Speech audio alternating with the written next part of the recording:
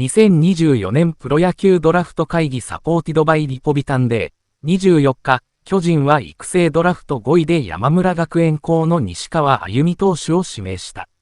169センチ、76キロ、左投げ左打ち、担当の大場スカウトは、169センチの小柄な左腕だが投げっぷりが良く最速は147キロ。ボールに力強さとキレがあり三振が取れる。制球力も安定感十分。